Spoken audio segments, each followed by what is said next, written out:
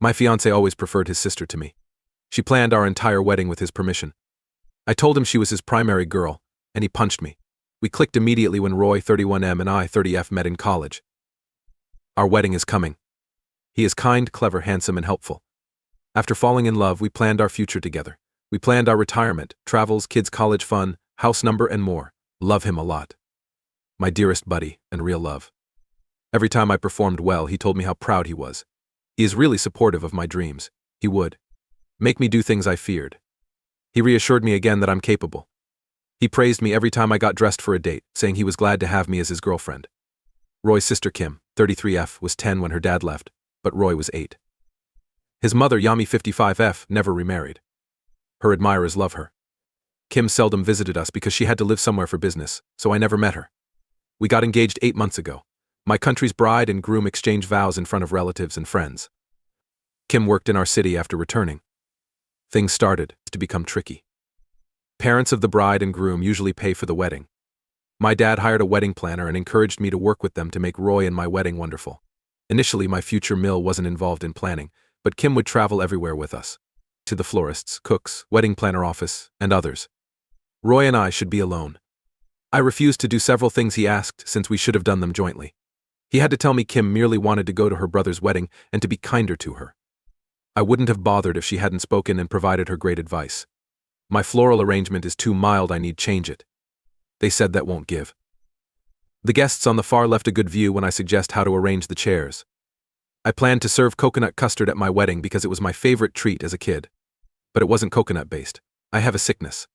I'm angry because Kim's wedding is being planned instead of ours. The last straw was when we went dress shopping for the wedding. The word wedding dress fits because it refers to what we usually wear. I loved my mom's beautiful green dress, but Kim told me to try something else. Roy agreed. Roy and I had a big fight at home because he told me that green didn't look good on me and that Kim looked better in it. He also told me to stop acting like a child and that Kim picked out the outfit before I did. I thought my ears were crazy. For the first time since we started planning our wedding, I realized that he's always been on Kim's side and never mine. When we were dating in college, they liked me a lot. If you think this is delicious, then you must try the coffee, he would say when someone told me how good my sister's coffee tasted. It wasn't a big deal, but it was annoying. I let it go because I knew he was close to her, but not this time. This is our wedding, not Kim's. Putting myself to sleep. When I woke up a few minutes ago, she told me that about 1,000 other people agree with her. I didn't want to read the comments because I was afraid of the obvious. Sorry, I really thought everyone would tell me to cancel the wedding because he's not right for me. That wasn't said by any of you, which I appreciate. But I never thought about the things everyone else brought up, like the mental abuse and how because it makes me so sad. I can't take this much more pain. When his mother called, I didn't answer. That's a lot. I feel squished and can't breathe. What did my friend say? I think I might be worried. We're going to the doctor first. I don't think I'm ready to talk to anyone. This post will be long. Was going to go wedding dress shopping with my mom, 2 aunts, 4 cousins, 3 uncles, Roy, Kim, Yami, the new mill, 2 aunts and 2 uncles of Roy. There were about 18 of us looking at wedding dresses. Roy followed me back to his house, where we fought until I got mad and ran away. My mom finally lost it at the store and couldn't handle it. And Kim was gone. No one in Kim's group of friends and family was home or at work, and she wasn't answering her phone. Roy and Yami looked everywhere for her because they were afraid for her safety. The next morning, they found her at the house of distant cousins. When Yami called and asked if I knew where Kim might have gone, I didn't answer. I had a full-blown panic attack in the hospital while I was seeing the doctor. My heart rate went through the roof, and I started to hyperventilate. I was scared. I kept passing out, woke up for a short time, and then passed out again. I only remember that a needle went through my butt. Someone who was with me said I was awake and acting drunk the whole day I was asleep, but I don't remember anything that happened. I woke up in bed at my parents' house. I wasn't asked or talked to about what had happened. My mom asked me if I wanted coffee when she saw that I was awake, and as you might guess, her coffee is always better than Kim's. It felt great to put off thinking about the wedding and what happened afterward until later. That night I was asleep when I felt Maya hug me. I can still feel the tears running down my face and the warmth in my heart. She kept telling him to trust God and that everything would work out.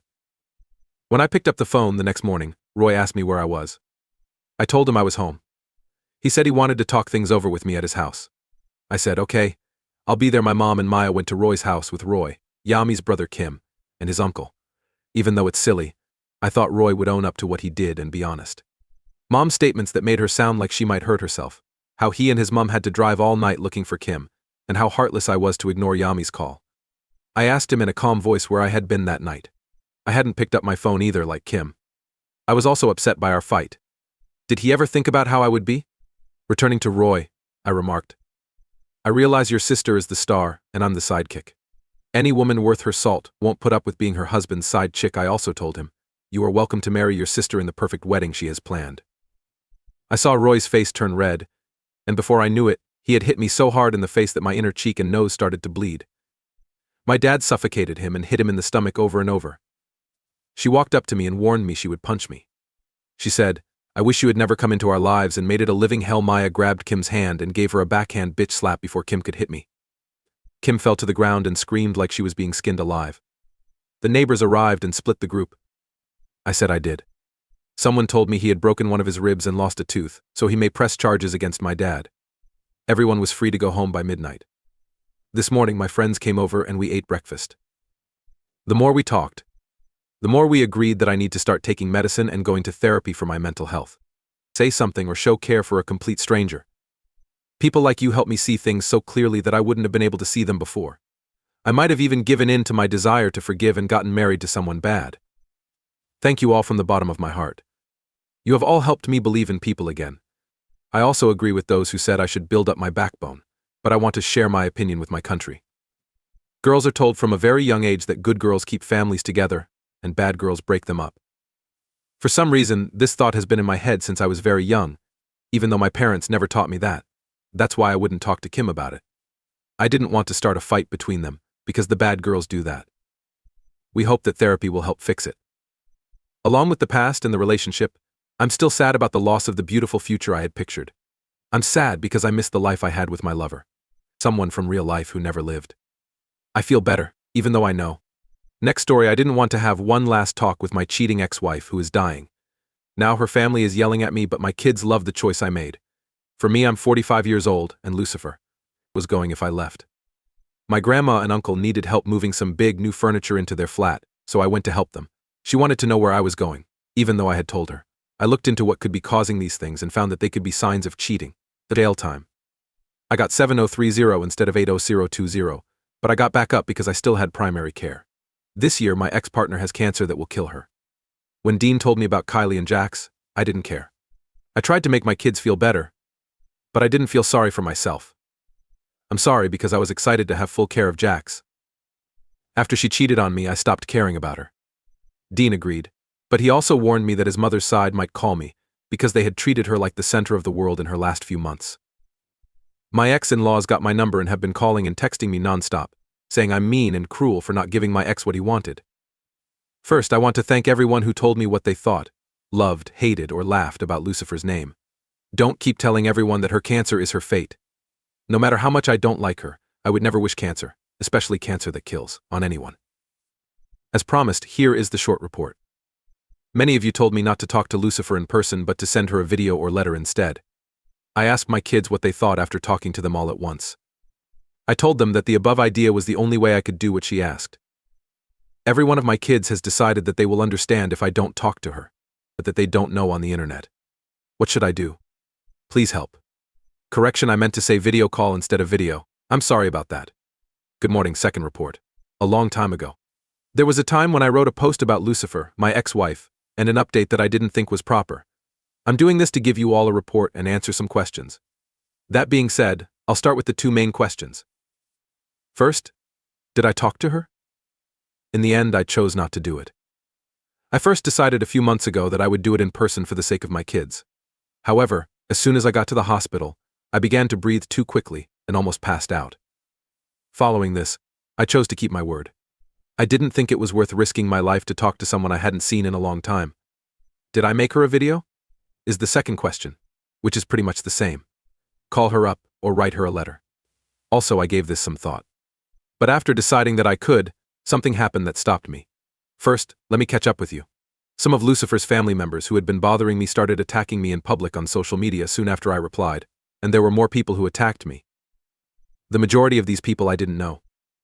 After my 3 kids talked to their mom's family and made it clear that they would stop talking to them if this behavior kept up, the posts were taken down. After this, it seems to end. This was done for me by my kids, and I'm grateful and lucky to have them. They did it even though they didn't have to. Not long after that, we found out that Lucifer could indeed come back to life. In other words, the doctors were working on a treatment because the main reason she died was no longer harmful.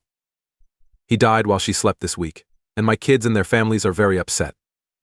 I've done everything I can to help and comfort my kids, and I've told them to start planning her funeral.